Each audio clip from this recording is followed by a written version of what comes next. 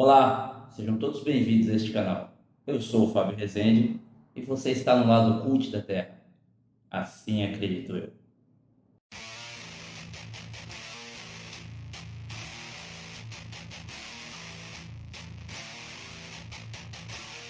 Bem, nesse vídeo aqui eu peguei para falar de Kurt Busiek, que é um renomado e respeitado, também aclamado escritor roteirista de quadrinhos, bem conhecido nessa indústria, tá?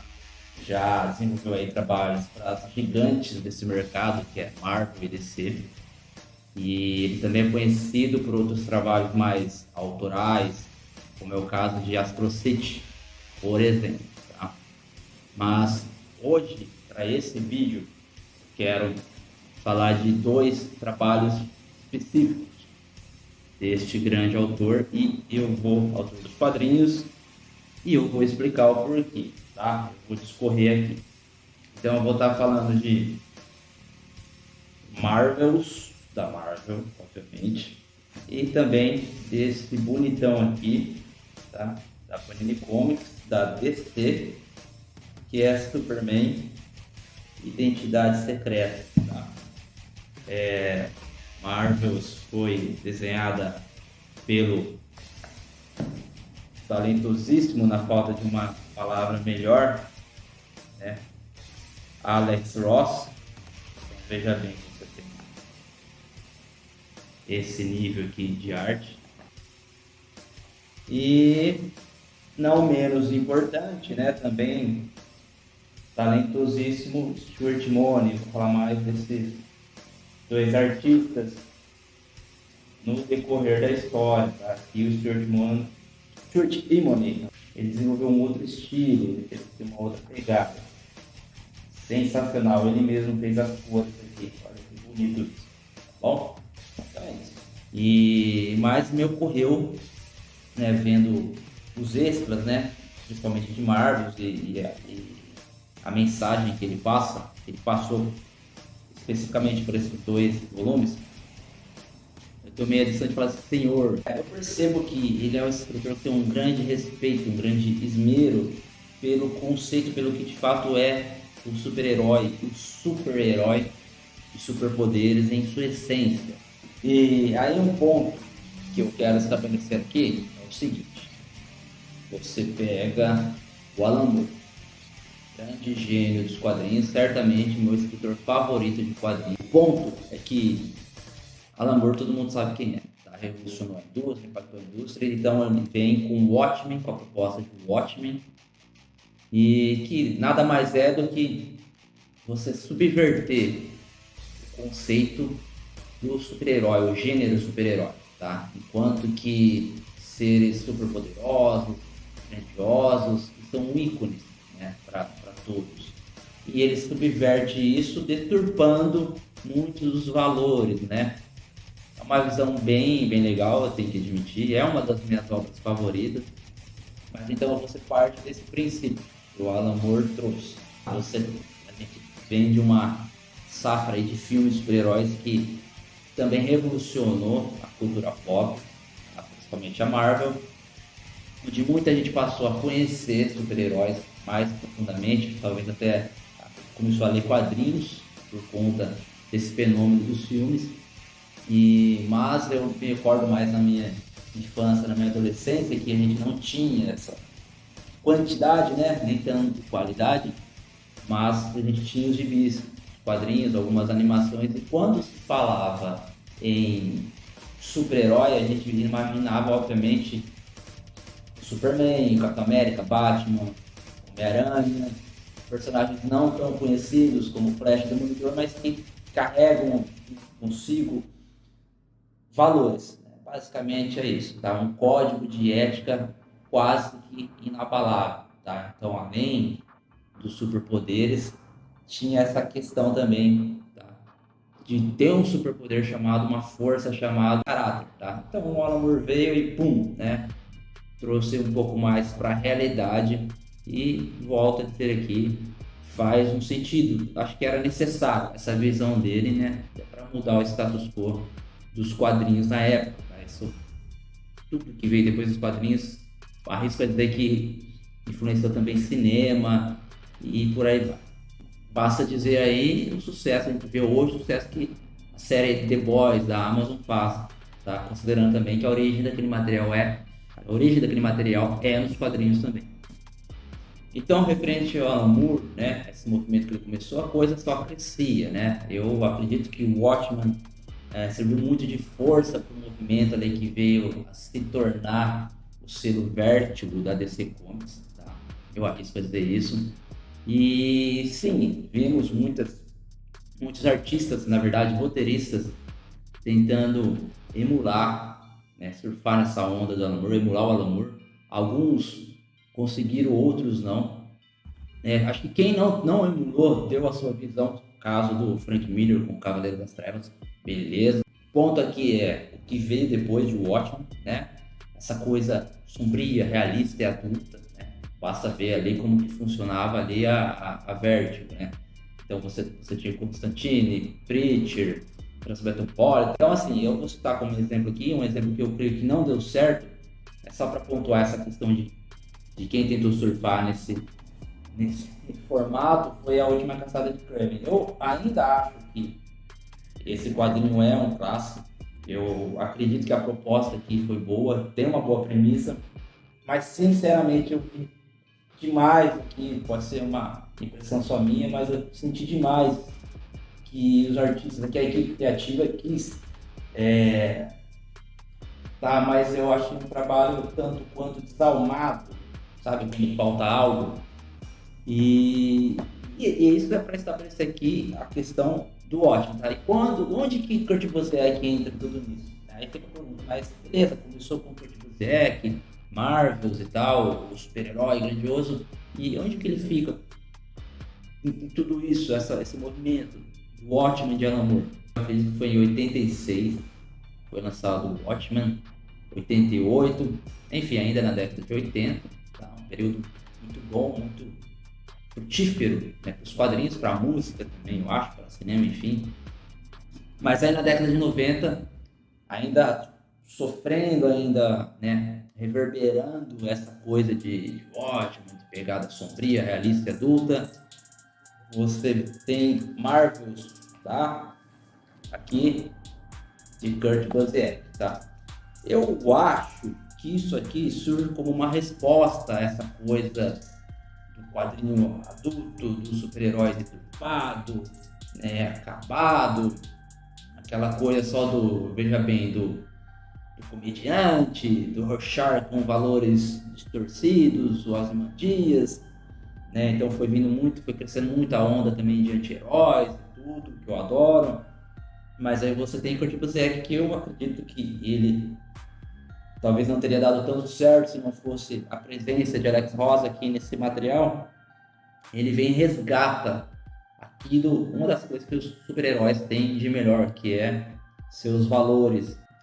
Valores em sua essência, como justiça, bondade, lealdade, liberdade, compaixão, tá? E interessante que eu acho, que eu gosto de notar nessa história, nessa obra, até deixei aqui nessa página específica, que você tem isso uma grande sacada do Kurt Busiek com a arte fenomenal de Alex Ross, que você tem, por exemplo, tudo acontecendo, desde coisas mais rotineiras, de como seria a existência dos super-heróis no planeta, no mundo, a presença deles no mundo, desde eventos grandiosos, como uma batalha do Quarteto Fantástico e Surfista Prateado contra o Galactus, bem no meio de Nova York, mas você tem isso do ponto de vista, da perspectiva de um cidadão comum, não de alguém que está lá em cima na batalha, no topo dos prédios, no espaço, seja onde for, vivendo aquilo. Não, você tem um cidadão comum, tá? Você tem ali Galactus tentando ferrar o planeta e tá lá o surfista e o quarteto para salvar o dia. Então, eu acho que isso só para citar um, né? Olha que bonito isso aqui. Citar um dos grandes momentos que tem aqui nesse quadrinho, tá? Que é fenomenal, cara. É sensacional. Esse aqui merece uma resenha só dele, mas Ele conseguiu, porque o Berserk conseguiu resgatar aqui, que eu acho que foi uma excelente resposta a essa onda, esse movimento, que eu gosto pra caramba também, mas essa coisa do herói sombrio, tudo tem que ser denso, soturno, e o Kurt Busiek conseguiu responder bem com isso aqui. E também eu acho que é interessante citar um trabalho dele na DC, tá? Então você pega aqui, salvo engano, esse trabalho aqui ele queria estar aqui nos extras, né? Foi um projeto que a DC Comics desenvolveu para comemorar os 80 anos do Superman, então deve ter saído em 2018 isso aqui. E o Kurt Busiek tinha umas ideias, então você pega um cara que é das antigas, como ele é também, que conhece a Era de Ouro, a Era de Prata dos quadrinhos, vive na indústria, e ele conseguiu resgatar uma ideia que ele tinha no passado mais referente ao Superboy. Tá? Então, do que se trata aqui essa obra aqui? Bem, antes de eu falar desse quadrinho aqui especificamente do Superman, eu queria fazer um parênteses referente ao Azulão, que é o seguinte.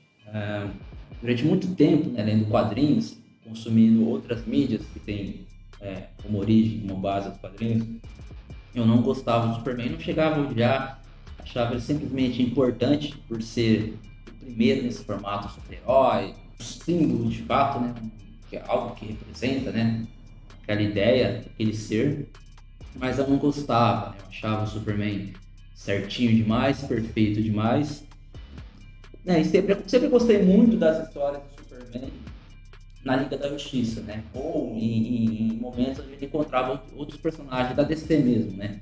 Então eu achava que para mim funcionava muito melhor, não gostava das histórias solo dele, tá? Mas com o tempo você vai sua cabeça também muda, você amadurece, tá? Você vira uma criança adulta, você tem adquire outras experiências e com o tempo adquirindo a própria mídia de quadrinhos e tudo que hoje está voltado a ela, e você entende que está no próprio processo de criação do personagem, né? O personagem ele tem essa pegada messiânica, né? Um modelo, tanto é que ele é um modelo supremo da DC Comics, assim, para todos os outros heróis, então, a grande maioria, né? Que tem os princípios de bondade, então ele tem essa figura, o Superman, entendeu? Depois de muito tempo eu passei a entender melhor isso e gostar mais do personagem, de que ele é realmente foda, não por ser imbatível, tudo, né? Mas o significado dele. Dito isso, então, né, essa questão do Superman, vamos falar dessa obra aqui em si. Então, o que eu achei da Identidade Secreta? Tá, é importante observar aqui que essa não é uma história em si, também não é canônica, óbvio. É uma história em si de Kal-El, sim, do Clark, tá? Por quê? Porque, na verdade, é um garoto normal, ele não é o Kal-El de Krypton, ele não veio de Krypton. Ele não é de Smallville, é um outro nome, Pictsville, alguma coisa nesse sentido, e ele também não vai para Metrópolis, ele vai, assim que ele atinge a maioridade, ele vai para Metrópolis tentar, para Nova York tentar a vida. Então perceba que tem essa mudança aqui. Por quê? Porque não é também um mundo paralelo das muitas terras da DC Comics, tá? A proposta aqui é que é um garoto que, por ter o nome Clark, né, e ele é uma grande semelhança física com o Clark dos quadrinhos, os quadrinhos do Superman e da DC existem aqui nessa história, nesse mundo que não tem super-heróis, mas aí você tem esse garoto que sempre sofre bullying, piadinhas por conta desse nome, dessa aparência que ele tem, né? Sempre ganha muito gibi, muita camiseta, muito bonequinho do Superman. Dado o momento, né, quase já saindo do colégio, ele descobre que tem os mesmos poderes, tá? Mas sem ter a mínima ideia da origem disso, tá? O fato é que ele... Que bonita essa guarda, né? Tem uma arte muito bonita mesmo isso aqui. O fato é que ele precisa de respostas, ele vai atrás disso, ele tenta sondar os pais, enfim. A história vai passando, são vários momentos da vida dele, da trajetória de vida dele, vida profissional, relacionamento, né, conciliando os poderes. Então, os pais, de forma igualzinho ao Superman, ele age um pouco, digamos assim, como se fosse o Batman, assim, sem querer ter muita publicidade, né, como se fosse aquela coisa de pé grande, de ele existe ou não. Não há aqui confronto com os supervilões, tá? Aqui é o momento em que ele descobre que ele tem os poderes, tá? Ele estava aqui voando, sonhando que estava voando e realmente estava acampando. Não há super vilões, né? É um mundo, isso é uma pegada um pouquinho mais realista também aqui, então é um mundo que não tem ameaças de invasões alienígenas, mas tem um antagonista aqui que é muito boa sacada do Kurt Busiek, que é o governo dos Estados Unidos. Então, que ele persegue, ele sabe da existência do Superman, então eles passam a perseguir, tentar capturar o Superman, né? Claro, o governo pode ter muitos planos, né, para isso. Achei até uma pequena semelhança ali com alguns quadrinhos do Hulk, os mais antigos, onde ele era perseguido e todo momento ele tretava ali com o exército, com os militares, né? Os militares teriam, obviamente, usado como uma arma, secá-lo, clonaram. Então, eu senti um pouco disso aqui, esse confronto Superman e governo, né? Climinha de conspiração que eu gosto, uma cidade de bacana, vendo isso, até que dado momento eles passam a colaborar um com o outro. Mas a questão aqui também é que é um quadrinho bonito, né? Você vê aqui que o Kurt Busiek, por que estou falando tanto de Kurt Busiek, peguei essas obras, ele resgata algo bonito do super-herói, né? Os valores do super-herói.